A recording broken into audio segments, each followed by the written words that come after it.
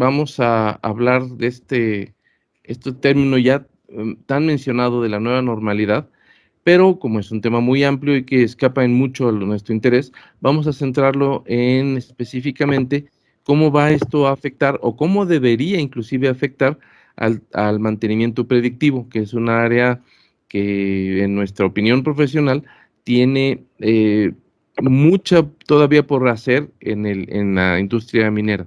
El año 2020, el 2020, ha sido bastante extraño. Las cosas se veían con mucha más optimismo al principio, pero de pronto llegó la sorpresa, ¿sí? Ideas, actividades, costumbres que dábamos por seguras, inclusive indiscutibles, normales, comunes, de pronto van a cambiar y se vuelven tan lejanas que de pronto, repito, ya no parecen parte de nuestra vida.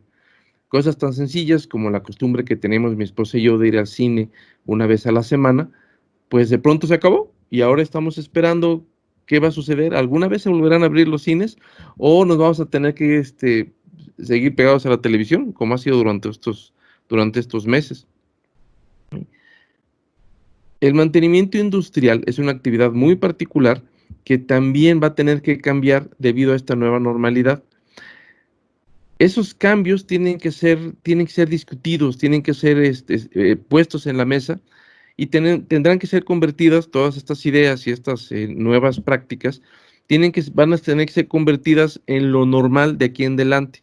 Tenemos que asegurarnos de que lo que vamos a ganar sea más de lo que perdimos. Las situaciones siempre son así. De pronto ocurre algo, puede haber cosas hasta trágicas como un accidente o una enfermedad, pero tenemos que encontrar la manera de convertir eso, si no en una ventaja, al menos en un nuevo comienzo para poder mejorar las cosas.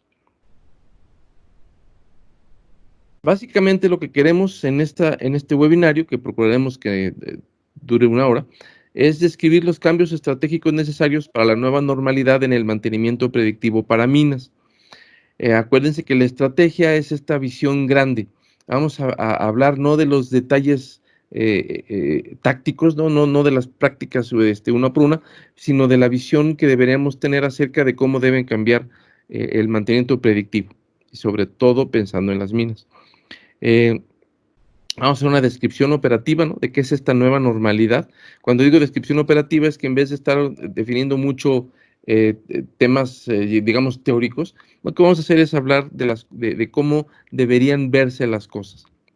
Las ventajas mínimas que debemos exigir a estas nuevas tácticas, ¿sí? Deben ser claras para nosotros.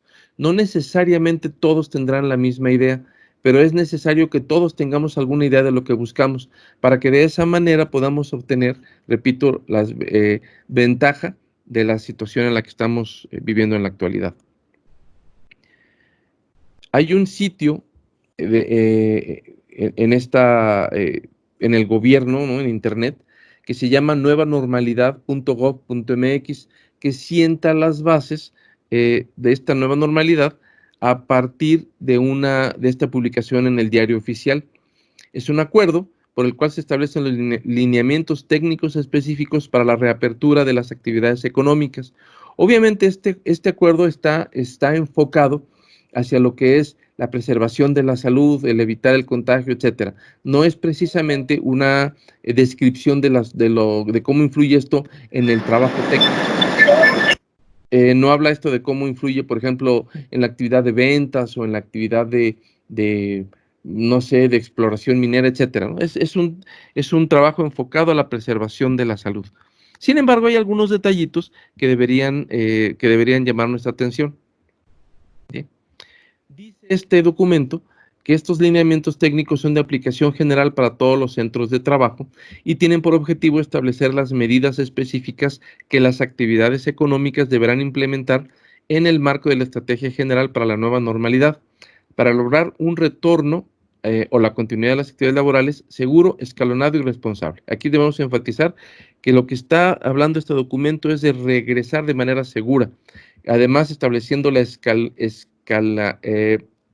una escala en el sentido como de una escalera, si está escalonada este regreso, es decir, no va a ser inmediato, y el documento establece fechas, y además estableciendo las responsabilidades que cada uno debe tener en su particular medida. Pero repito, no es precisamente el tema del que queremos hablar, pero es necesario remarcar que este es mucho el enfoque de esta nueva normalidad, y lo que ocurre es que a partir de que debemos cuidar nuestra salud, en particular contra el contagio del famosísimo COVID. Eh, Además, repito, de cuidarnos en ese sentido, eh, se van a desprender una serie de situaciones que deberemos considerar nuevas. Déjenme platicarles una personal. Hace un par de semanas, un potencial cliente pidió una demostración de nuestro sistema. Acudimos a la planta y al momento de llegar, pues estaba el personal de seguridad y el personal médico que empezó a hacerme unas preguntas, ¿no? ¿Tiene usted fiebre? Me tomaron la temperatura, ya saben ustedes estos procedimientos. Pero una de las preguntas fue, ¿cuál es mi edad? Yo les dije que tengo 63 años y en automático me dijeron, entonces no puedes entrar porque formas parte de un grupo de riesgo. Independientemente de mi opinión, que a mí me parece hasta discriminatorio, simplemente porque por mi edad no puedo llegar a realizar un trabajo, ¿sí? Si estuviera enfermo, por ejemplo, bueno, pues no puedes entrar porque estás enfermo, ¿verdad? O si en el lugar de trabajo hay enfermos, hombre, no puedes entrar porque siendo parte de un grupo de riesgo, si te enfermas, es muy peligroso y no queremos participar en esto, ¿no? Pero no, simplemente porque tienes más de 60 años ya no puedes entrar. Esto representa cambios muy importantes. Ya cada vez que yo quiera ir a una planta tengo que preguntar por anticipado. Oigan, ¿y ustedes dejan entrar a personas mayores de 60 años? ¿Sí? Entonces, lo que estoy diciendo es, esta nueva normalidad trae una cantidad enorme de implicaciones, algunas de las cuales solamente las veremos hasta que nos topemos de frente con ellas. Y tal vez nos saquen un poco de sangre de la nariz al momento del choque. Una consultora, Llorente y Cuenca, española, que publicó ahí, lo pueden buscar en este sitio, llorenteycuenca.com, eh, tiene estas reflexiones que a mí me parecen muy importantes. Dice que los desafíos comienzan por la necesidad de avanzar en medio aún de la incertidumbre. Hemos pasado lo peor, este, por ejemplo, de la pandemia, de situaciones nuevas, hemos pasado lo peor. Vamos a conducir, vamos a conducir nuevas oleadas, ¿no? Serán más o menos agresivas. Estos retos continúan ligados a las prioridades inmediatas. Estos retos, ¿sí? Todas estas preguntas y muchísimas más, están ligadas a las prioridades inmediatas. ¿Y cuáles son estas prioridades inmediatas que sugiere esta consultora? ¿Cómo recupero y relanzo mi actividad? Y ya sabemos que hay una cantidad enorme de actividades diferentes en las cuales esta pregunta tiene muchísimas respuestas. Estamos pensando, por ejemplo, la persona que vive de vender gelatinas que prepara en su casa, ¿no? Pero también estamos hablando de un importante consorcio minero que tiene que decidir si va a abrir o no ciertas minas y de qué manera lo va a hacer.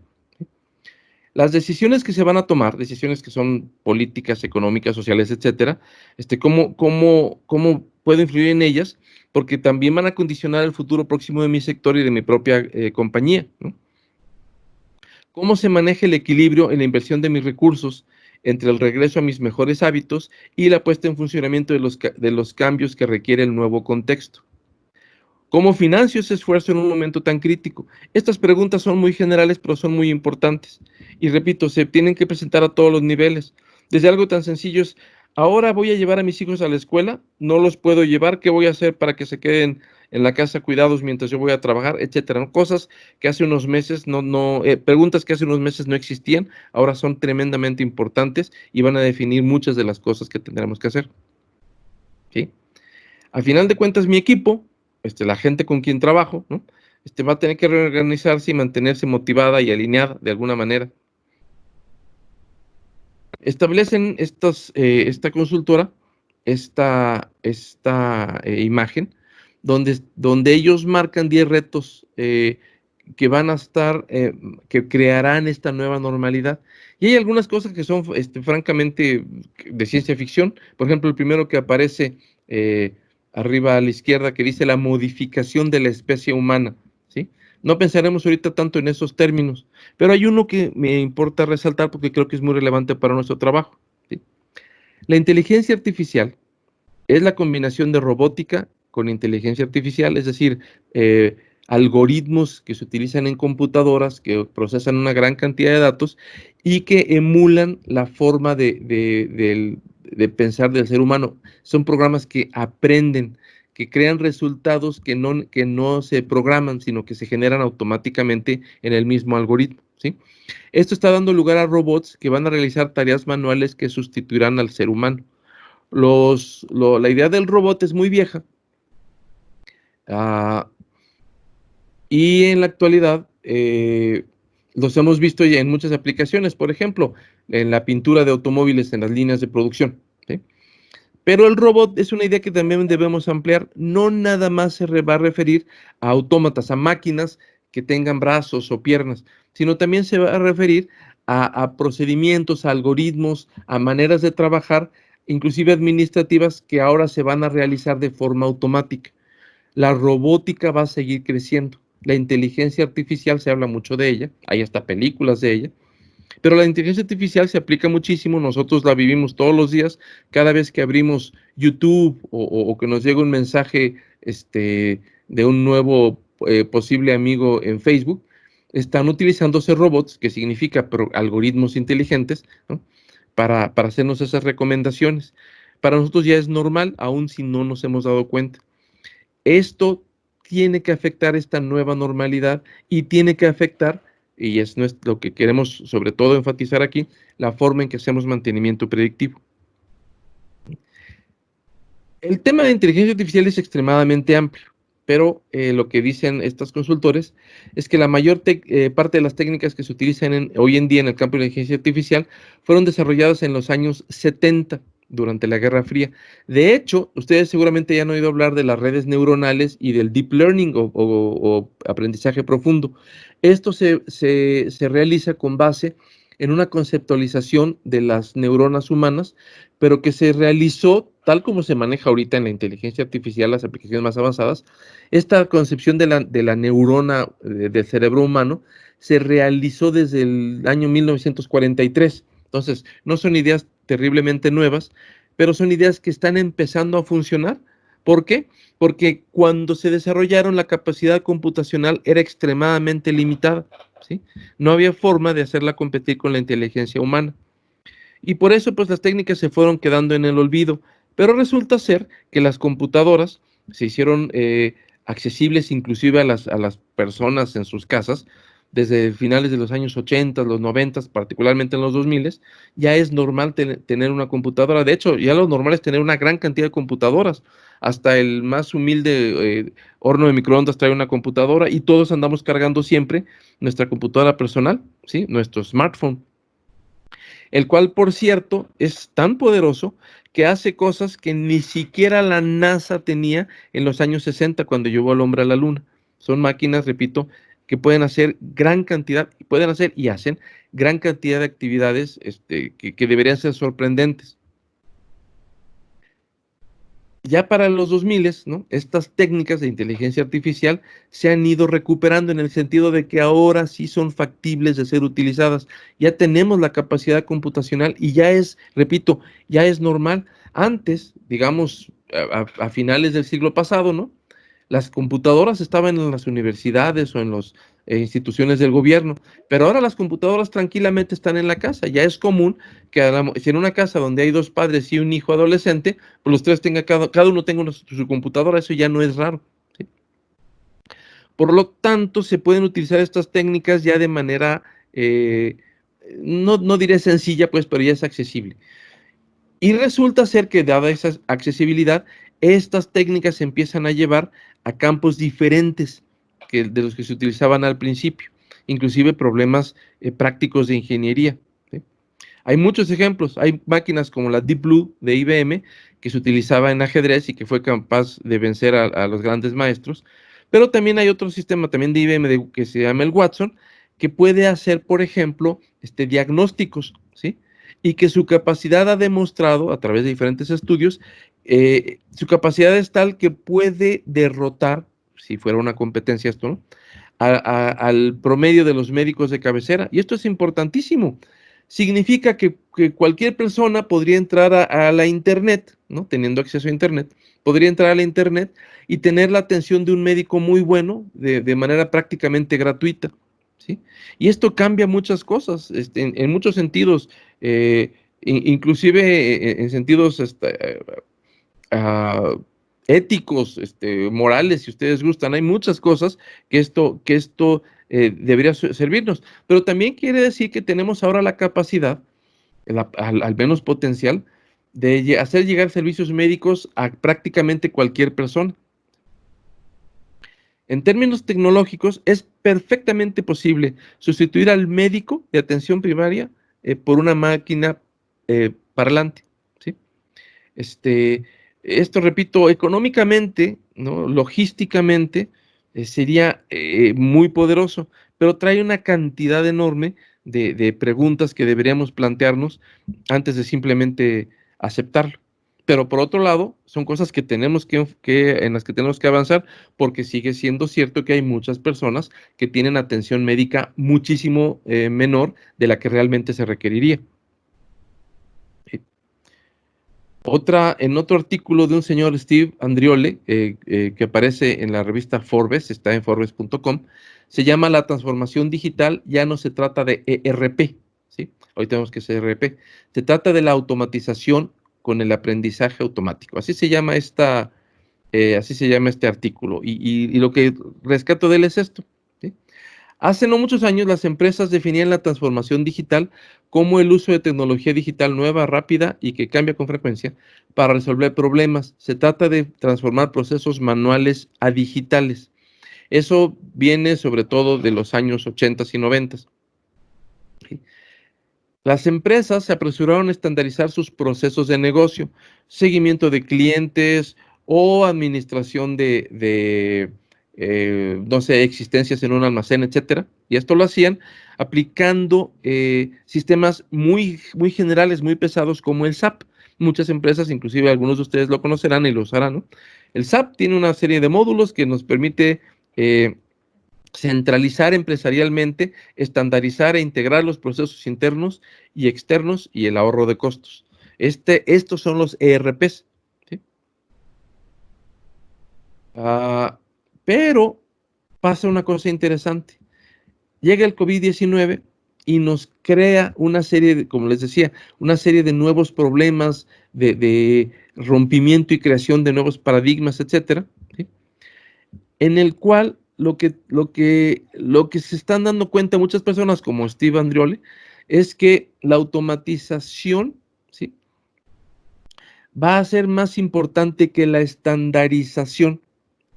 Es decir, las compañías, después del COVID-19, ¿no?, que somos todos, se van a tener que centrar mucho más en qué procesos se pueden automatizar en vez de cuáles procesos se pueden administrar mejor, ¿sí?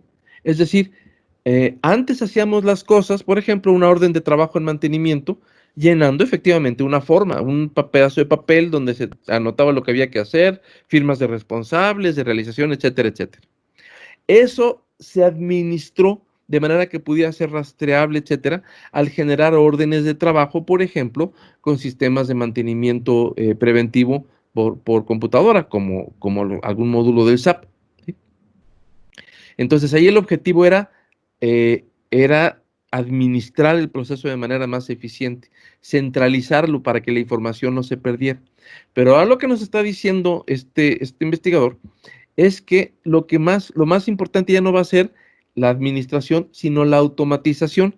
Y con esta automatización lo que se quiere lograr es identificar y modelar problemas de negocios. Fíjense, problemas de negocios en el sentido de las operaciones, las cosas que hacemos cotidianamente, ¿cuáles son aquellas que representan problemas que deberían automatizarse? Es decir, sacar al ser humano de por medio.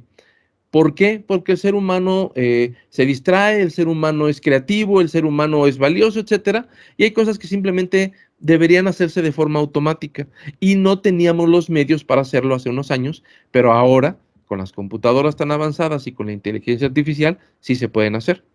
¿Cuáles son esos problemas de negocios que podemos resolver con la automatización? Y además podemos modelarlos, es decir, podemos crear formas algorítmicas, dicen ahí los elegantes, o fórmulas si quieren, que permitan que ese negocio se pueda abstraer, es decir, se pueda meter a una computadora de manera tal que las soluciones que tome la computadora se puedan aplicar en la vida real. Ese modelo computarizado será capaz de resolver problemas que en la vida real serían muy costosos. Por ejemplo, si yo quiero diseñar, no sé, una nueva caja de transmisión y me pongo a construir diferentes cajas para ver cuál funciona mejor, gastaría muchísimo dinero en material, en fabricación, en pruebas. Pero ¿qué tal que yo puedo dibujar la caja en una computadora, la caja de transmisión, y puedo someterla a pruebas, por ejemplo, por el método de elemento finito? Entonces ahí puedo hacer todas las pruebas que quiera y el costo sería muchísimo menor y además sería más seguro. Puedo llevar los materiales a sus límites de resistencia, causar destrucciones muy fuertes que nada más están ocurriendo en el cerebro de una computadora, por así llamarlo, y que por lo tanto no representan peligro ni costos ni nada. Y voy a tener con este modelo capacidad de optimizar muchísimo la propuesta, mi producto, ¿no? Mi nuevo caja de transmisión.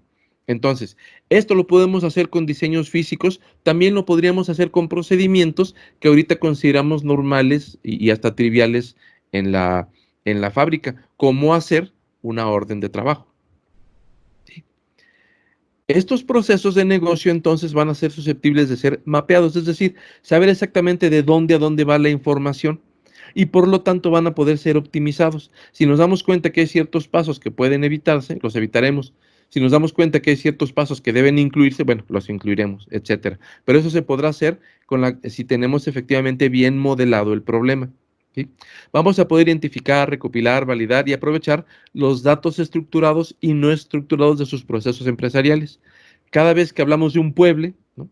Nos acercamos y vemos ahí en la mesa donde está ya la gente, la que va a estar en la trinchera resolviendo los problemas, nos vemos las mesas hasta arriba de papeles. ¿Quién sabe cuántas formas se llenaron y se entregaron y cambiaron de manos en ese momento? ¿Quién sabe cuántas formas se quedaron ahí olvidadas? ¿Cuántas simplemente se extraviaron, etcétera? ¿Cuánta información valiosa hay en todos esos formatos que se perdió para siempre? Porque simplemente son montones de papel que alguien, tal vez con la mejor de las intenciones, simplemente va a arrastrar y las va a aventar en un bote de basura. Cuando estos procesos estén computarizados, cuando se estén realizando de forma inclusive automática, todos esos resultados van a poder ser aprovechados. Y les aseguro, gracias al uso de las computadoras y la inteligencia artificial, que se van a poder tomar decisiones que ahorita están completamente alejadas de nuestra vista. No podemos saber que hay un problema ahí, pero ahí se volverán obvios precisamente por la capacidad de procesar, sobre todo, primero, de tomar, de recaudar, de no perder esa información para poder transformarla después en decisiones. ¿Sí? Problemas, procesos, ¿sí? Los vamos a relacionar con algoritmos de aprendizaje automático. ¿Qué significa eso? Va a haber programas en la computadora donde podamos meter nuestros datos para que a través de esta modelación se puedan analizar y optimizar todas las cosas que ahorita le llamamos problemas, es decir, tomas de decisiones y procesos que, repito, se pueden hacer de manera mucho mejor automáticamente. Eso no quiere decir que el ser humano de aquí en adelante ya no tiene lugar de ser, justo lo contrario. El ser humano ahora se podrá dedicar a lo que es mejor como ser humano, a pensar, a crear, a decidir, a ejecutar, ¿sí? Mientras que las actividades que son rutinarias, voluminosas, cansadas, propensas al olvido, etcétera, serán las que realice mejor una máquina. Si esto nos funciona para, por ejemplo, la creación de órdenes de trabajo, ¿sí? Pues nos podría entrar la ambición, una sana ambición, decir, oye, si esto me funcionó para realizar órdenes de trabajo de mantenimiento, me podría servir, por ejemplo, para hacer los pedidos de refacciones o para solicitar el trabajo de algún proveedor, etcétera. La respuesta es por supuesto que sí. Y entonces, lo que tenemos que hacer es dar el primer paso para después darnos cuenta de la gran beta, en el sentido minero, ¿verdad? Que hemos descubierto al hacer esto. Y lo que dice Steve Andriol como una conclusión casi casi axiomática, es decir, va a pasar sin duda alguna, es que todo esto va a terminar en la nube. Es decir, en vez de que el proceso lo esté controlando una persona en su computadora de escritorio, el proceso va a tener que estar completamente en la nube, va a tener que estar en algún servidor, en algún lugar del mundo, disponible para todos aquellos autorizados e interesados en el proceso. Me refiero a genuinamente interesados, porque también va a haber personas que tengan intereses no genuinos. Siempre va a haber hackers o ladrones o competencia desleal que quisiera ver nuestros datos, y eso abre, por supuesto, la puerta a muchos otros problemas, ¿sí? Pero miren, cada vez que yo hablo con un cliente y siente el cliente la desconfianza de utilizar servicios en la nube, yo lo que le digo es, oye, espérate, tu principal producto, sea la empresa que sea, tu principal producto es el dinero que ganas. ¿Y ese dinero cómo está? Pues en la nube. ¿Hace cuánto tiempo que ustedes, o a mí, ¿verdad?, no nos pagan en efectivo un trabajo, sino que el pago consiste, ya te deposité, ¿sí? Y yo, para utilizar ese dinero, no voy y saco el efectivo para irse a entregar, no sé, a la cajera del supermercado, sino lo que hoy es que voy con mi tarjeta y le digo, mira, cóbrate con esto, lo metemos a una maquinita, aplicamos unos botones y se genera el pago. Desde el punto en el cual me pagan hasta el momento en que me lo gasto, jamás vi el dichoso dinero. Si algo tan importante como el dinero se lo hemos confiado tan eficazmente a la nube, porque no lo haremos con otras actividades, como por ejemplo el mantenimiento predictivo. La respuesta es no hay razón. Sí nos da miedo, pero no hay una razón verdadera. Oye, pero es que ya me han hecho trampas, ya me han clonado la tarjeta. Ah, por supuesto, siempre habrá obstáculos que superar, e inclusive, por decirlo de esta manera, siempre habrá enemigos contra los cuales pelear. Pero es una batalla que estamos ganando. ¿Cuántas transacciones han realizado ustedes de forma eficaz, segura, y con buen resultado, verdad? Comparadas con el número de veces que han tenido problemas. Y la respuesta es que es un abrumador, ¿qué? 99%. Ustedes lo sabrán mejor que yo, pero mi experiencia es que es muy seguro, ¿verdad? Con tener mi dinero en la nube. Mucho más seguro que tenerlo aquí, que como dice la Biblia, ¿no? Los ladrones minan y hurtan, ¿sí? Es muy fácil tener el dinero y hasta perderlo porque se me cayó al sacar la cartera de la bolsa. En cambio, al tenerlo en la nube, de pronto me ha pasado que un asalto directo, llega un ladrón con pistola en mano, ya saben, aquí en nuestra bonita Ciudad de México, ¿no? Tan segura. Llegó un ladrón y con pistola en mano me sacó la cartera. El ladrón se fue y todo lo que tuve que hacer fue reportar, ¿no? En un teléfono que me habían robado la tarjeta, y después de unos días me devuelven el plástico y no me costó un solo centavo, ¿sí? Entonces, insisto, el tener nuestra información en la nube no tan solo es más eficaz, es además más seguro, ¿sí? Aunque nos dé miedo en principio. La conclusión de Steve es: las compañías inteligentes se automatizarán completamente en la nube. Después del COVID y para siempre, palabras de este artículo, de este autor, las empresas cambiarán su pensamiento de plataforma de grandes aplicaciones empresariales, como el SAP, a plataformas no centralizadas que automaticen los procesos y modelos de negocio. Miren, hace muchos años, nuestro gobierno, ¿no? Yo me acuerdo de las épocas de López Portillo, para que sepan que sí estoy viejo, ¿no? Donde el gobierno era dueño de todo. Literalmente el gobierno era dueño de equipos de fútbol, era dueño del Atlante, el gobierno era dueño de teatros, de medios de transporte, el gobierno era dueño de todo, pero quebró. ¿Por qué? Porque no hay forma sobre la tierra de que un grupo central de personas, así fueran las más brillantes de la tierra, pueda controlarlo todo. Eso no existe.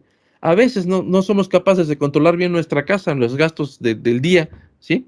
¿Cómo vamos a ser capaces de controlar procesos tan dispares como un equipo de fútbol o una planta productora de polietileno? ¿Sí? Simultáneamente eso es imposible.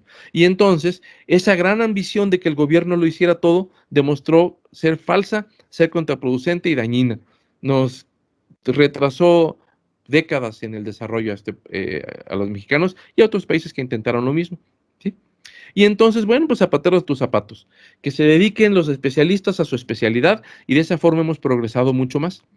De la misma manera, eh, Estos procesos como el SAP, que quieren hacerlo todo, van a terminar, ¿no? O han terminado por demostrar que a pesar de que sí ha habido grandes avances, no pueden resolver detalles. Y eso lo sabemos los de mantenimiento, por ejemplo.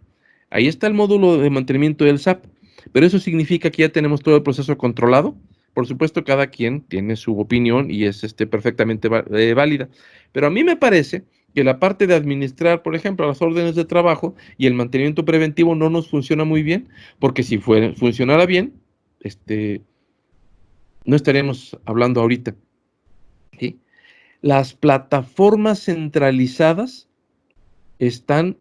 fueron demasiado ambiciosas. Entonces se van a desarrollar plataformas no centralizadas que van a automatizar procesos específicos y crear modelos específicos, personalizados, particulares de negocio, que van a poder resolver mejor nuestros problemas. ¿Y por qué se va a poder hacer así? Porque ahora la capacidad computacional se ha distribuido. Igual que ya no hay computadoras centralizadas, sino que cada quien trae la suya, o varias, ¿verdad? De igual manera, la capacidad de proceso que tenemos en la actualidad nos va a permitir atender cada problema como lo que es un problema único y personal.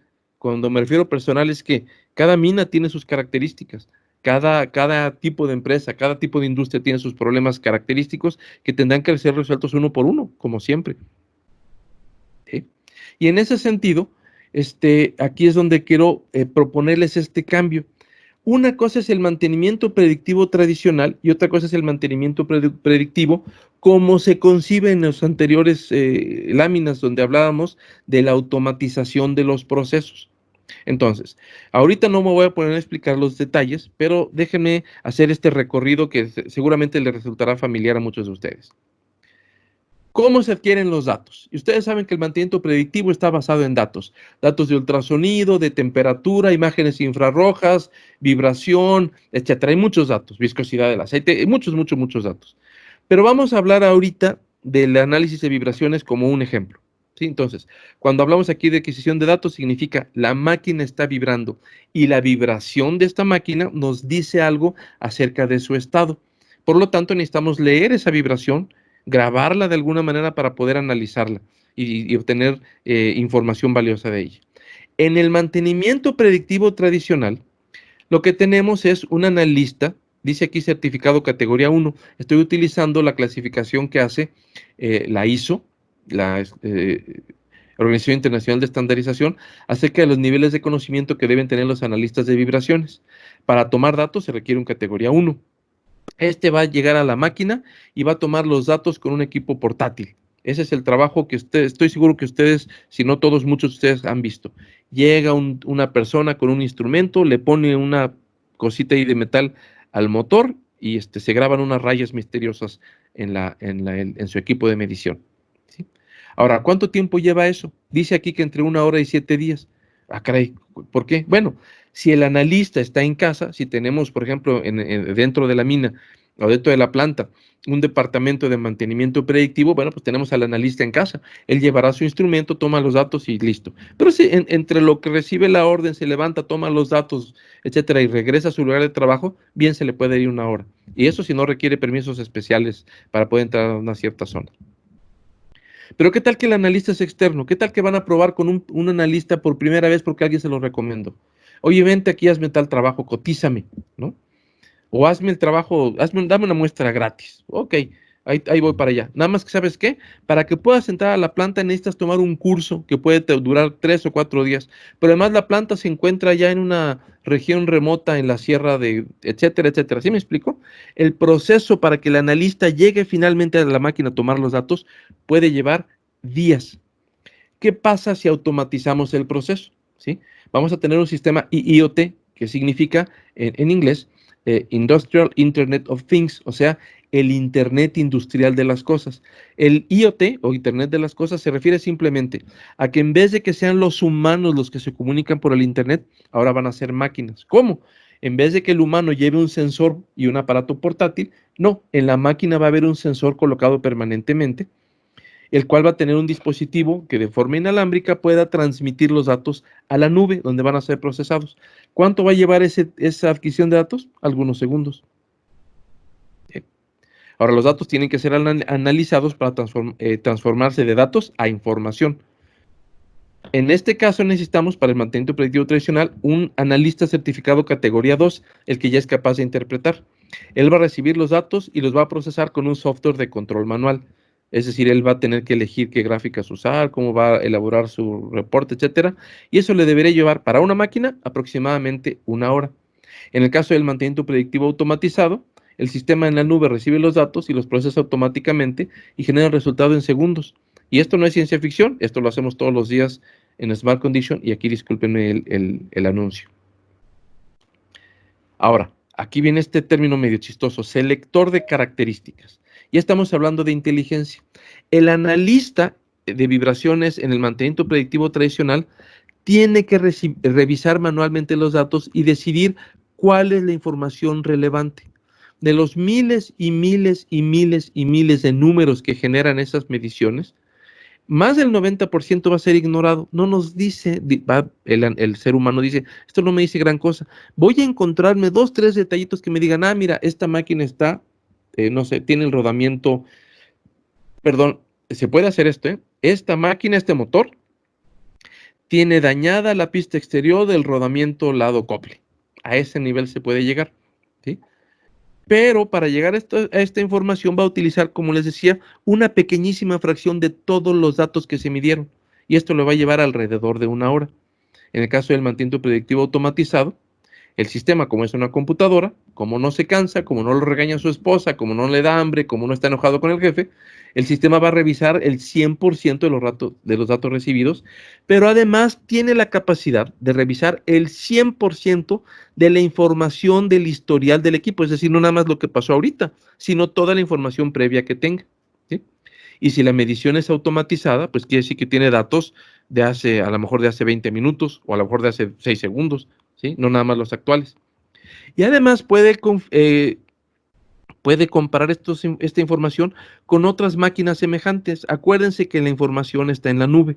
Por lo tanto, si la planta de la mina es parte de un grupo, no sé, de otras 5 minas, y en cada una de estas 5 minas hay 2 molinos, en total no vamos a revisar nada más los datos de lo que le pasó al molino ahorita, a un molino en particular, sino podemos tomar en cuenta la información que nos dan otros 9 molinos que están en otros lados, pero que pueden darnos inteligencia acerca de lo que está pasando en este molino en particular, ¿sí? Y a eso le vamos a llamar, además, el gemelo digital.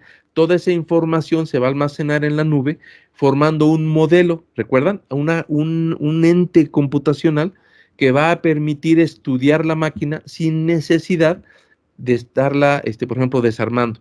Eso no quiere decir que el trabajo del mantenista de a pie, el que está junto a la máquina con sus herramientas, desarmando, etcétera, va a desaparecer, no. Lo que quiere decir es que se va a optimizar.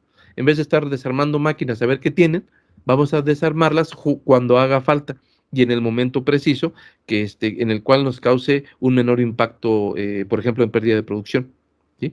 Y todo este proceso, la computadora lo va a poder hacer en algunos segundos. Ahora, ya tengo la información. ¿Qué voy a hacer con ello? Pues hay que tomar decisiones. En el caso del mantenimiento predictivo tradicional, el analista, basado en sus conocimientos, en su experiencia, que pueden ser muchos y muy importantes, esto no se debe perder, va a usar la información seleccionada, ¿no? Los poquitos datos que considero relevantes, para decidir cómo está la máquina, pero fíjense bien, no cómo está en este momento, sino cómo estaba cuando se tomaron los datos, lo cual pudo haber ocurrido hace 1 hora o hace 7 días. Y en ese tiempo la máquina le pudo haber pasado algo y el analista no lo puede saber. Pues eso le va a llevar aproximadamente 1 hora tomar esa decisión. En el caso del automatizado, ¿sí? Como tiene algoritmos de inferencia, regresión estadística, etcétera, el sistema va a decidir cuál es el estado presente de la máquina. ¿Por qué? Porque los datos se están tomando automatizadamente. Inclusive el sistema podría decir, mándame datos ahorita, ¿no? De lo que pasó en los últimos 10 segundos para ver si ha habido algún cambio. Y peor aún, o mejor aún debería decir, dado que ya tiene un modelo, puede hacer estimaciones que nunca serán 100% seguras, pero son mucho mejor que tomar decisiones en el aire, ¿no? O con las puras hojas de té. El sistema será capaz de saber o de establecer, o más bien de estimar, qué le va a pasar a la máquina dentro de algún tiempo. No muchos meses, no dentro de 5 años ni nada por el estilo. Pero qué le va a pasar en la próxima semana o en los próximos 2 meses, es posible estimar. Mientras más nos alejemos, más incertidumbre tendrá la estimación. Pero aún así es mucho mejor tener una certeza, no sé, cercana al 50-60% que estar simplemente adivinando. Entonces, el analista humano nos dice cómo estaba la máquina. El analista, por así llamarlo, automatizado, nos puede decir cómo va a estar la máquina en algún tiempo. Y eso es mucho, muy poderoso y además mucho, muy rápido. Muy bien, ya tomamos las decisiones, ya analizamos los datos y ahora tenemos que diagnosticar la condición. Este es el punto donde toda esa información, todos esos datos, ya los convierto en información para que el cliente, el dueño de la máquina, pueda tomar una decisión. En el caso del mantenimiento predictivo tradicional, el analista pues va a generar un reporte de diagnóstico con un software de control manual. Es decir, va a leer los datos, va a sacar las gráficas, va a copiarlas y pegarlas en su reporte, que a lo mejor está haciendo en Word, y ahí se va a tardar un rato, ¿no? Como unas 3 horas en preparar el reporte para poder enviarlo por correo electrónico. Y eso sí, porque afortunadamente ya estamos usando eso, ¿no? Ya no lo mandamos a pie e impreso en papel. Por su parte, este, bueno, dice aquí también que si él quisiera más datos, pues tendría que repetir todo el ciclo ya descrito. En el caso del predictivo automatizado, el reporte se va a generar automáticamente. Acuérdense que aquí la palabra clave es automatización, ¿sí? Este reporte se va a publicar, por ejemplo, en un sitio web o en una app para móviles y se va a enviar por correo electrónico y eso va a llevar algunos segundos. Insisto en que esto no es ciencia ficción. En Smart Condition ya lo estamos haciendo. Nuestros reportes de alarmas y de alertas llegan por WhatsApp al usuario que quiera recibirlos y los diagnósticos llegan por correo electrónico, ¿sí? En algunos segundos, el sistema de IoT, o sea, el que está tomando los datos en la máquina, va a enviar datos nuevamente, de manera tal que el gemelo digital de la máquina va a continuar presentando datos para el monitoreo de la máquina independientemente de de la recepción de datos nuevos. Es decir, el sistema va a estar no nada más diciendo lo que pasó, sino siempre preparándose, continuamente preparándose para lo que va a pasar. ¿Qué pasa? Que en el momento de la decisión, la máquina estaba bien, pero no sé, cayó un pedazo de mineral particularmente duro y sufrió un golpe el molino y entonces eso causó un choque inesperado que dañó un rodamiento, ¿no? Bueno, son cosas que pueden pasar en la vida real, que pasan todo el tiempo.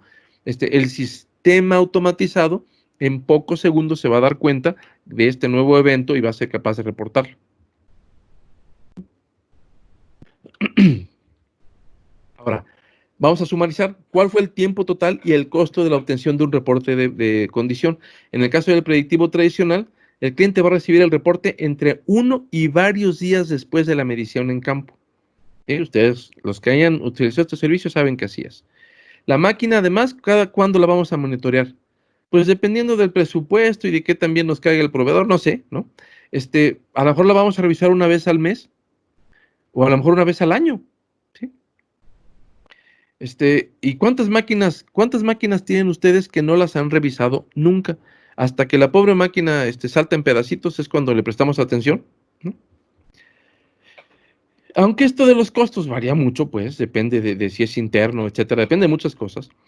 Pero los reportes suelen tener costos que varían entre los 400 y los $4,000 americanos.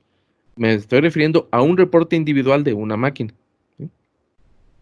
En el caso del mantenimiento predictivo automatizado, el reporte se recibe aproximadamente un minuto después de la medición de datos. Conste otra vez que la medición también es automática. Ya no hay que preocuparse por hacer la orden de trabajo o por hacer el pedido al de compras o porque el de compras obtenga 3 cotizaciones para ver cuál nos conviene más, etcétera, ¿no? Esto ya está automatizado. El gemelo digital tiene la capacidad de generar reportes predictivos, inclusive con meses de anticipación. Insisto, mientras más grande la anticipación, menos confiable es el reporte, pero de todas formas nos puede servir para hacer algunos grados de planeación. El equipo además se va a monitorear continuamente en el mundo análogo, es decir, la máquina va a estar constantemente siendo vigilada por el sistema. Y en el mundo digital va a ocurrir lo mismo porque el algoritmo va a estar prediciendo qué le va a pasar a esta máquina, ¿no? Y va a ser capaz de mandar alarmas antes de que el problema realmente exista, ¿sí? Y el costo final de cada uno de estos reportes en el individual es bajísimo. Estamos hablando tal vez de centavos de dólar. Por supuesto, hay que hacer una inversión inicial para echarlo a andar, hay que darle información al sistema tal vez durante varios meses. No es gratuito echarlo a andar, pero una vez que está funcionando, su costo realmente se vuelve, pues no diré que cero, pero muy cercano. ¿Sí? Recuerdan ustedes que esto está nada más enfocado a esta parte de la inteligencia artificial que nos marcaba aquí la consultora. Pero hay un par de cosas que también están ahí presentes, ¿sí? Y aquí otra vez, perdonen el anuncio de AssetCare, que es nuestro sistema de IoT para mantenimiento predictivo de maquinaria de producción en minas. Resulta ser que en la actualidad el mantenista, el que tiene que ir a resolver el problema de la máquina, el que tiene que ir a asegurarse, no sé, de cambiar un motor que ya hace daño, ¿sí? Está trabajando casi solo. El de predictivo pues puede acercarnos, ayudar, a darnos ahí una idea, pero no es un trabajo conjunto. En el momento en que liberamos, fíjense, esto si se hace automáticamente, libera al mantenista de la preocupación de cómo está la máquina, ¿sí? Y el mantenista, por lo tanto, va a ser capaz de colaborar. Acuérdense que la información está en la nube. Va a ser capaz de colaborar con otros colegas. Oye, mi máquina, mi molino fulano tiene tal y cual condición, pero me recomendaron, no sé, que hablara contigo porque resulta ser que tú tuviste una condición semejante. ¿Y cómo te enteraste? Pues porque está en la nube y es parte del arreglo que tenemos, ¿no? Compartir, por ejemplo, información parecida y el sistema automáticamente nos revela quién nos la puede dar. Ah, pues fíjate que a mí me pasó tal y cual. Insisto, de pronto las redes de telecomunicaciones van a provocar un crecimiento le llama aquí la economía, déjenme llamarla así, de la colaboración entre departamentos de mantenimiento que ahorita trabajan aislados. ¿Y por qué trabajan aislados? Porque no tienen de otra. Pero ahora van a poder compartir datos e información, por supuesto, siempre salvaguardados por los sistemas de seguridad que deben existir. Otra cosa importante, ¿sí?, es que las redes sociales, ya sabemos que han cambiado las estructuras políticas y económicas y mercantiles. ¿Qué sería de Donald Trump sin Twitter? ¿Qué sería, bueno, de otras personas sin las conferencias mañaneras de la televisión, etcétera, ¿no? Los patrones sociales se ven fuertemente afectados por las redes sociales. Aquí lo que estaríamos teniendo es la posibilidad de que existiera una red social para mantenistas, no en el sentido nada más de comunicarse y platicar, lo cual está muy bien y ya existe, sino en el sentido de poder compartir información relevante y además de manera automática, repito eso, ¿sí? Es decir, ahora voy a tener la posibilidad de comunicarme con mis colegas, pero no nada más de manera informal, sino ya además de manera estructurada, con problemas bien definidos, con posibilidad de comparar peras con peras. Mi molino está haciendo esto y el tuyo está haciendo algo semejante. ¿Cómo lo resolviste? ¿Cómo lo resolví yo? ¿Sí? Por lo tanto, esta nueva forma de hacer mantenimiento predictivo, al cual estamos llamando aquí mantenimiento predictivo automatizado, pero nos gusta mucho en Smart Condition llamarle mantenimiento predictivo virtual, por cuanto ocurre en la nube, ¿no? Aprovecha todas estas capacidades que de todas maneras van a alcanzarlos, nos guste o no. Mejor, mejor aprovechémoslas que pelear contra ellos. ¿Sí? Aquí incidentalmente, esto no es más que una partecita que simplemente salto al revisar documento que mencionaba al principio, que por cierto tiene 30 hojas, ¿no?, que es el acuerdo por el que se establecen lineamientos técnicos específicos para la reapertura de las actividades económicas. Entre otras cosas menciona en su apartado B3 medidas de prevención de contagios en la empresa. Y dice que los centros de trabajo deberán instrumentar acciones enfocadas a reducir el riesgo de contagios, es decir, acciones que eviten la entrada del virus en sus instalaciones. Ese es un problema que no mencioné en la anterior exposición de las diferencias entre el predictivo tradicional y el predictivo automatizado. Pero para que llegue, acuérdense que tiene que llegar un analista categoría 1. ¿Y cómo sabemos que esta persona no viene infectada? Pues le vamos a tomar temperatura, etcétera. Pero quiero que vean que es añadir otro problema, un problema que hace unos meses no estábamos conscientes de que existía, pero ahora lo estamos, ¿sí? Al automatizar el predictivo tal como lo describimos, estamos evitando este problema tal como nos lo sugiere esta medida de prevención. Pero hay otra. Dice aquí, revisar el funcionamiento de los sistemas de extracción en caso de contar con estos, además de darles mantenimiento para su correcta operación.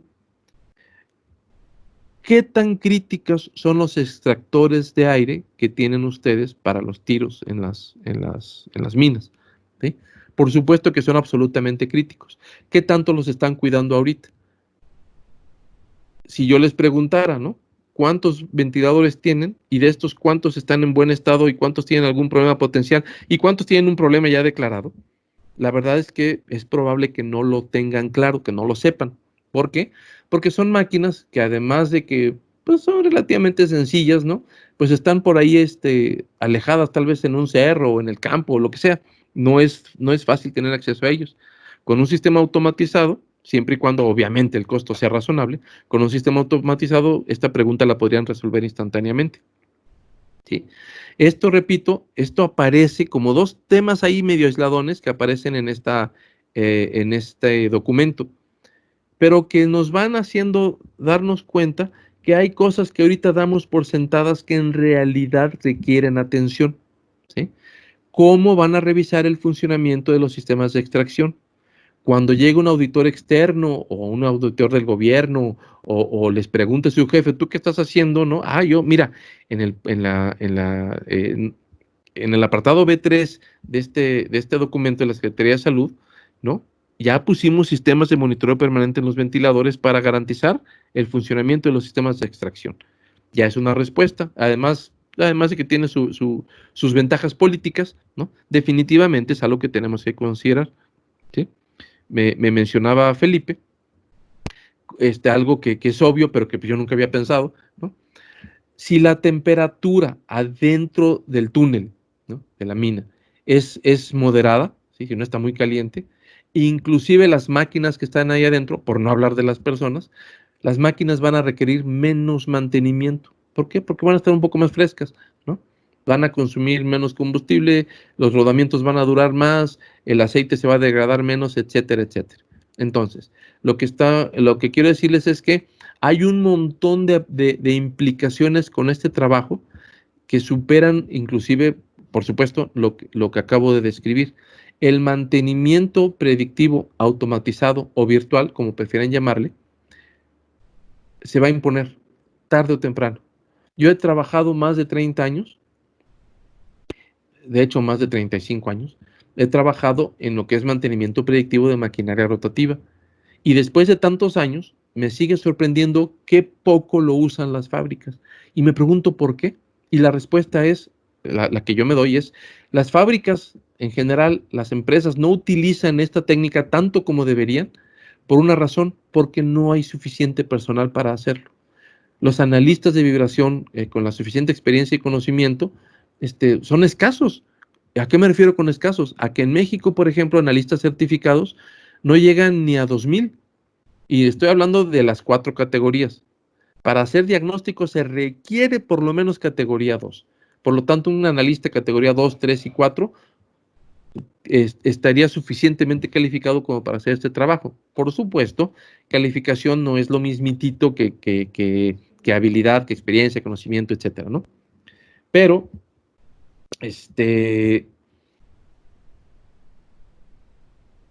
la, la, la cantidad de estos analistas certificados categoría 2 o más en México, les aseguro que no llegan ni siquiera a 500. Imposible. No tengo manera de verificar el dato, pero según algunas revisiones que he hecho por conocimiento del área, etcétera, etcétera, ¿no? Y además, pues he trabajado muchos años también en capacitación, les puedo asegurar que la cantidad de analistas de vibraciones certificados categoría 2 o superior en México no llega con nada a 500. Y debemos tener en cuenta que en México hay más de 25,000 empresas a las cuales les puede servir esa tecnología. Y dije empresas, ¿sí? No, no, una empresa sería Pemex, claro, que me fui a un extremo. ¿Cuántas miles y miles de máquinas tiene esta empresa? Bueno, pues el número de empresas que hay en México es más de 25,000. Si tenemos 500 trabajadores, 500 analistas capacitados, díganme por favor qué posibilidad tenemos de contar con uno de ellos en la planta. Y además, otro problema, ¿verdad? Lo formamos para que luego se nos vaya. ¿Cuántas veces hemos vivido eso? Lo sé porque pues yo también pasé por esa experiencia. Entonces, no se trata de decir que el trabajo que hemos hecho hasta ahora no sirve. Lo que estoy tratando de explicar es que ha sido hasta ahora muy limitado, y que los pocos buenos resultados que ha brindado son suficientes para justificar su existencia. Pero la verdad es que no le hemos rascado. Ustedes como mineros lo deben tener bien claro. No hemos encontrado más que la esquinitita de la beta y lo más fuerte se encuentra allá adentro, pero no lo vamos a obtener trabajando igual. Vamos a tener que hacer cosas diferentes para obtener resultados diferentes. ¿Mm? Otro punto es establecer una política de control de visitas, proveedores y contratistas con el fin de prevenir el riesgo de contagio originado en personas ajenas al centro de trabajo. Hay poquitos analistas y yo de por sí, ¿no? De por mí, como soy más de 60, habrá plantas donde simplemente ya no me van a dejar entrar y ya lo experimenté. Entonces, había 500, pues ahora hay 499, ¿no?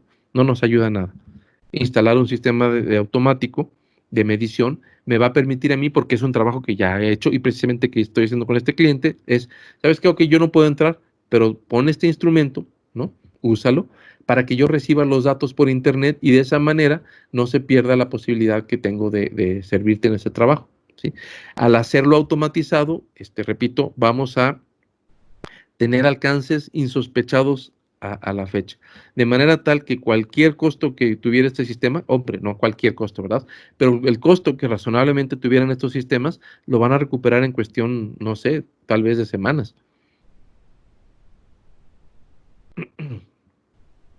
¿Cuáles son entonces las ventajas que debemos exigirle a la nueva normalidad del mantenimiento industrial? No estoy tratando de responder esta pregunta exhaustivamente, pero sí les quiero manifestar. Si no están pensando en automatizar muchos de sus procesos, están perdiendo la gran oportunidad que se presenta en esta época. ¿Cuántas cosas han ocurrido que luego decimos, chin, lo hubiera hecho de haber sabido, ¿no? Bueno, esta es la oportunidad. Gracias a este infortunado evento mundial de la pandemia, se presentan como obvias respuestas que hace unos meses eran, eran ajenas, eran como ciencia ficción. Ahora son reales, ¿sí? Y además tenemos que aprovechar las soluciones que nos brindan. Les agradezco muchísimo su atención.